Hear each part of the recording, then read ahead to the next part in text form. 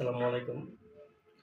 আজকে একটা খবর দেখলাম, উসমান হাদি নামে এই একজন ইনকালাব মঞ্চের প্রবীণ বক্তা। উনারে নির্বাচনী প্রচার প্রচারণায় নামার সময় দেখলাম কি ওনাকে ২ জন সন্ত্রাসী গুলি করে। তো দেশের যে পরিস্থিতি, আমার মনে হয় এই সন্ত্রাসীদেরকে অতি দ্রুতভাবে গ্রেপ্তার করা উচিত। আসলে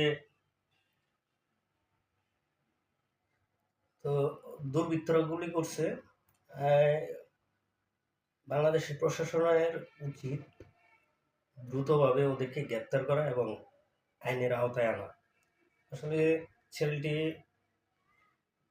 সবসময় ন্যায়ের পথে, সত্যের পথে কথা বলে, যার কারণে হয়তো তার শত্রুরা গুলি করে হত্যা করে, চেষ্টা করে। তো আপামর জনগণের উচিত এসব সন্ত্রাসীদের অতি দ্রুতভাবে গ্রেপ্তার করে আইনের আওতায় এনে ওদের শাস্তির ব্যবস্থা করা উচিত।